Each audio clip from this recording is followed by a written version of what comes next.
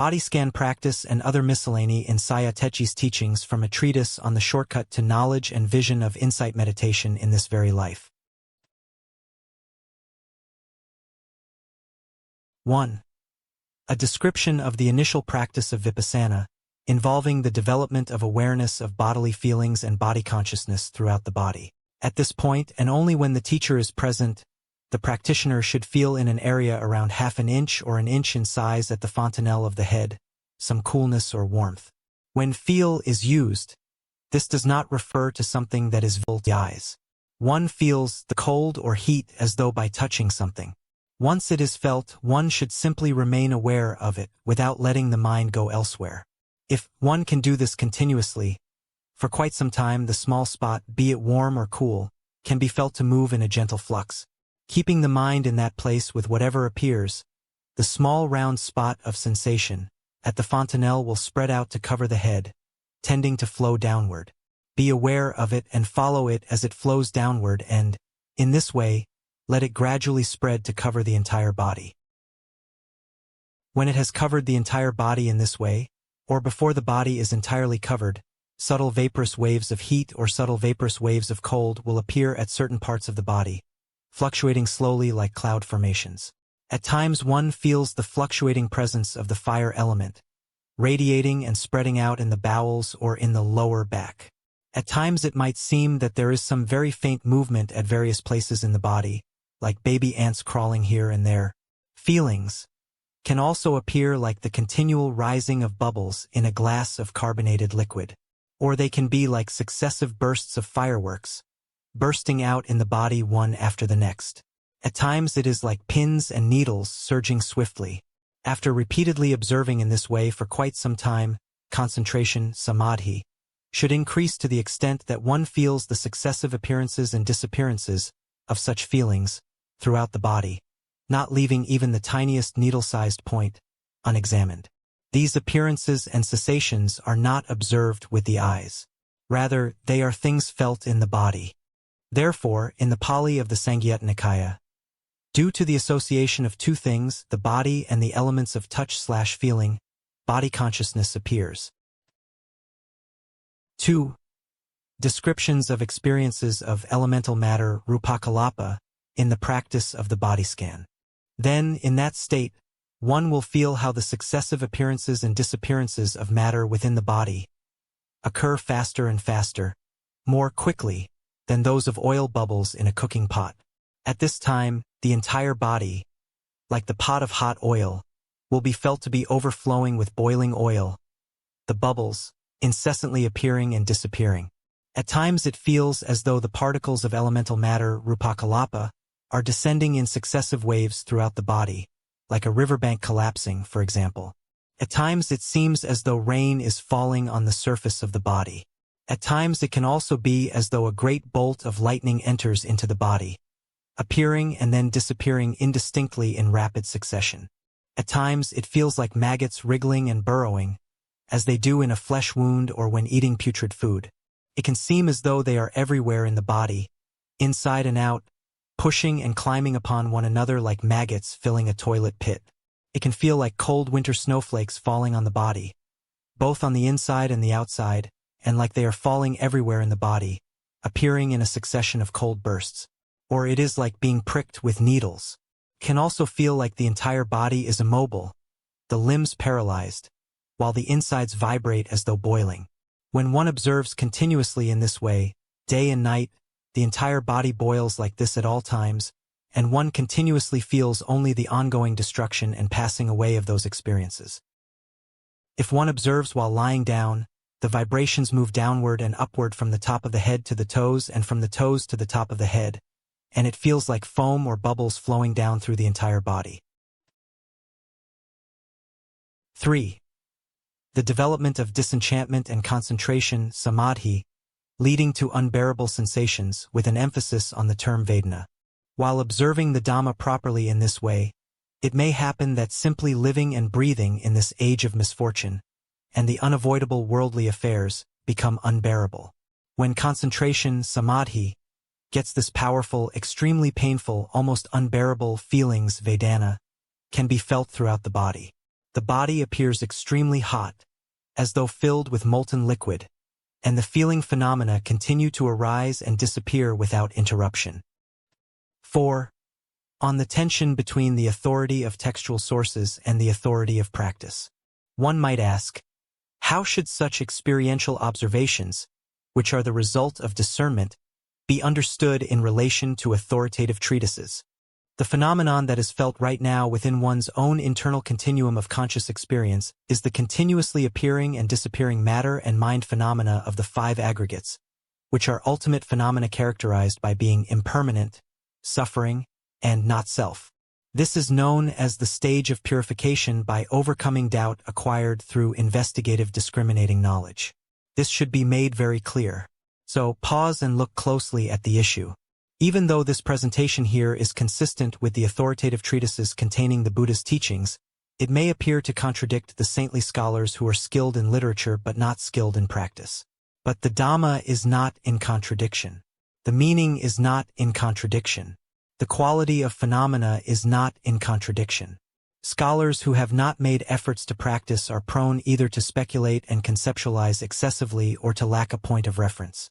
This is not stated to condemn the saintly scholars. It should be taken as a statement aimed at seeking common understanding. 5. On the theory of body consciousness and mind consciousness as foundational and sufficient objects for vipassana discernment of the five aggregates. Although there are 6 consciousnesses, when one is observing internal matter and mind, the main focus of the method is observing one's own matter and mind in order to discern the appearance and disappearance of one's own 5 aggregates as they manifest internally. To discern the 5 aggregates distinctly within the body, only one's own body consciousness and mind consciousness are essential. Therefore, when one observes properly within the body, which is known as the material body, the qualities of matter rupa, such as hardness, cohesiveness, temperature, and impetus, as they appear and disappear within the body, are sensed as stiffness, liquidity, cold or heat, and vibrating movement manifest as minuscule particles breaking apart without a moment's pause. Because these phenomena of appearing and disappearing occur within one's own physical body, only one's own body consciousness knows them. When material phenomena appear, body consciousness knows its appearance. When body consciousness is active in cognizing, mind consciousness knows the where and how of its appearance. Whenever the feeling, perception, and formations aggregate cease, body consciousness and mind consciousness cease as well. This completes the brief exposition of the 5 aggregates, which is enough for basic understanding. 6. The path of practice by way of suffering with a key description of the experience of the insight knowledges of the Visuddhimagga. In observing the appearance and disappearance of rupa and nama, matter and mind, when the disappearing aspect becomes very rapid, a meditator sees only the disappearing of rupa and nama. Seeing only the disappearing aspect is called bhanga-yana. Coming to see these disappearances as dangers is called bhaya-yana. Coming to see these as defects is called adhyanava-yana. Becoming disenchanted with them is called nibbida-yana. These identifications are simply names for what appears in knowledge and in the mind of the one meditating. This whole process is called vipassana-yana. By observing the successive disappearance of rupa and nama, the matter-mind formations, rupa nama sankhara, become hot. Note, the 5 kinds of matter-mind formations aggregates are ultimately real. A person, a living being, or a body are conventions. When the formations become hot, the whole body may become so hot that it is unbearable. And the mind will remain disenchanted by seeing it as suffering. The knowledges of danger, fault, and disenchantment appear all together at the same time in the meditator deeply seeing. Continuing to observe in this way, the matter-mind formations become almost unbearably hot and painful, like the sensations experienced when contracting a disease, and then numb. It is similar to being boiled in hot water. This is how one abides in equanimity with feelings. One encounters various kinds of feelings. They are of such variety that they are innumerable and cannot be described. It can happen that a meditator's body cannot move, and it can feel like the arms and legs are paralyzed. At such times, a meditator often wants to give up meditation. One should not give up but should continue.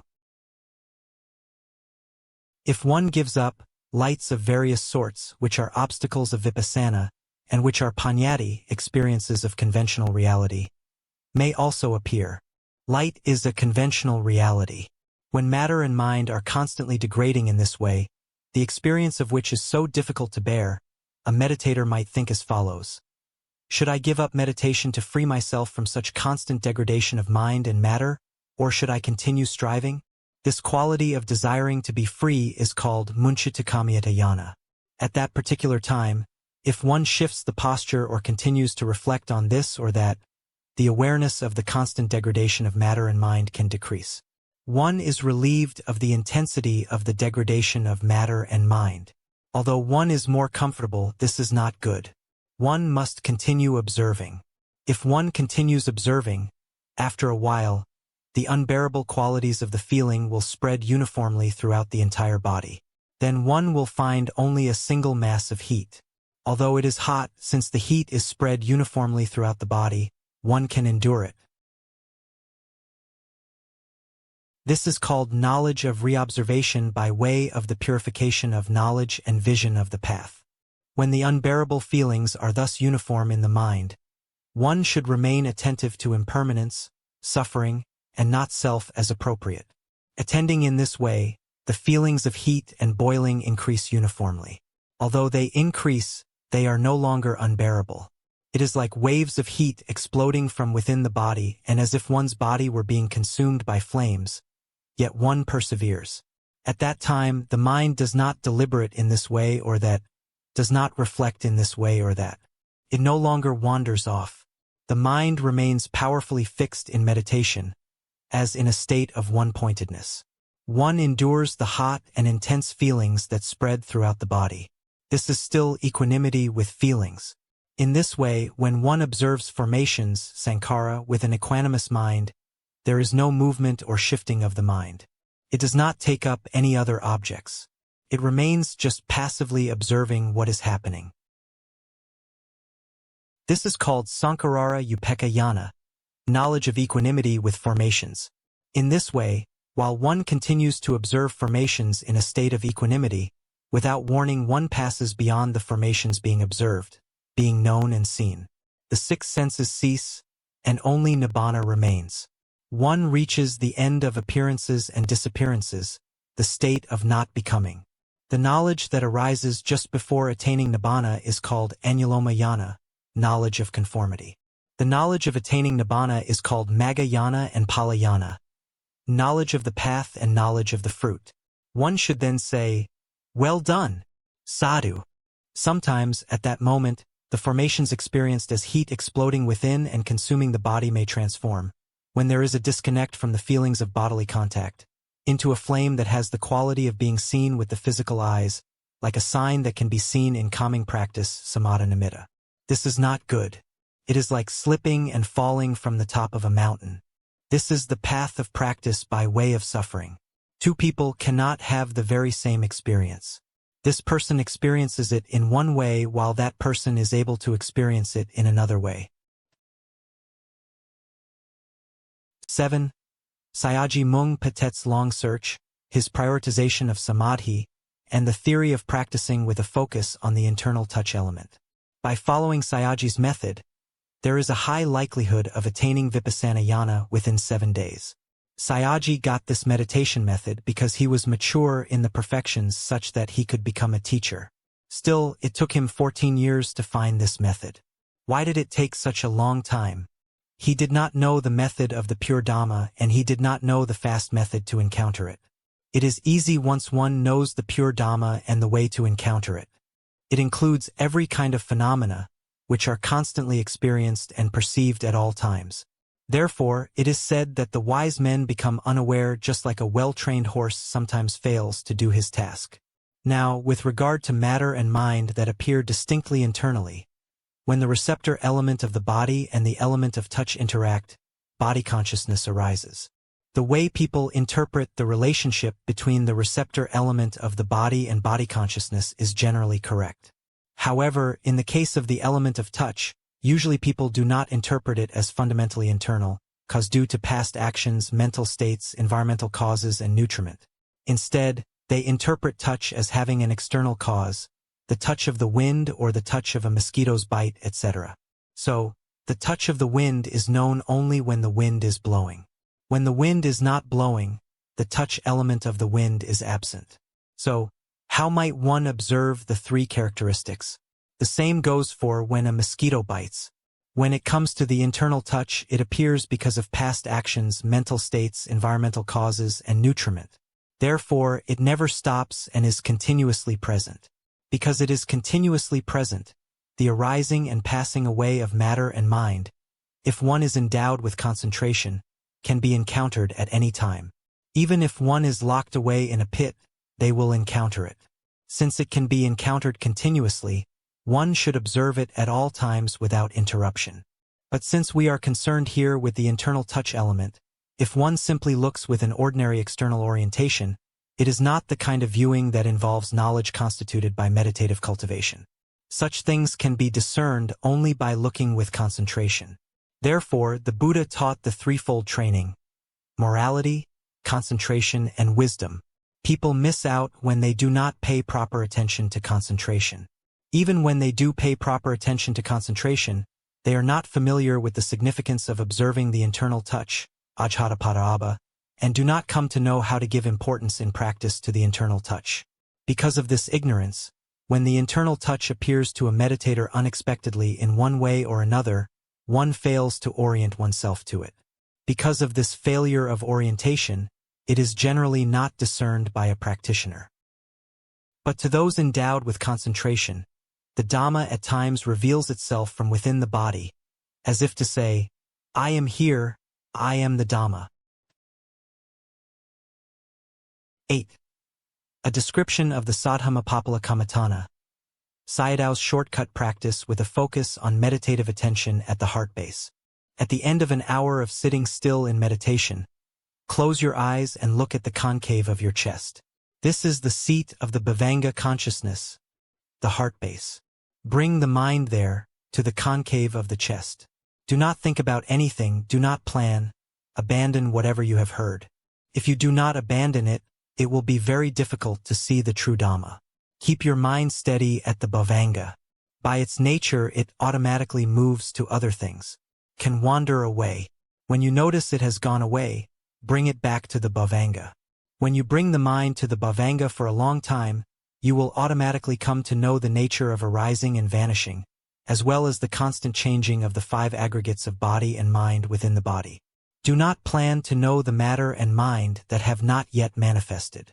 Do not think about the matter and mind that have appeared.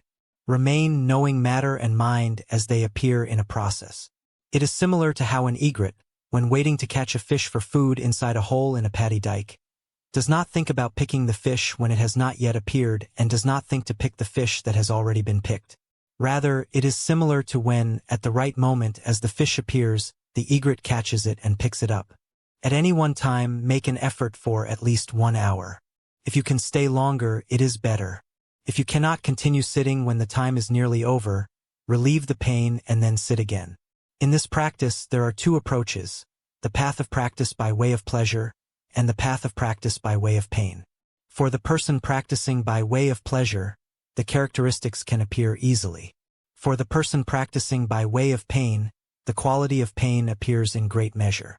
When the nature of suffering becomes intense, do not turn back. Stay continuously observing. The suffering that is apparent now is still ordinary. If you can patiently observe this minor suffering, you can get liberated from the countless infinite sufferings of the 4 lower realms. So, continue to make efforts with faith and patience. Now realize that as you meditate, and the nature of suffering becomes gradually more and more apparent even to the point that it is almost unbearable, the freedom from birth in the lower realms is nearer and nearer at hand. While contemplating patiently in this way, you will discern and understand the truth of suffering and thereby close the door to the lower realms.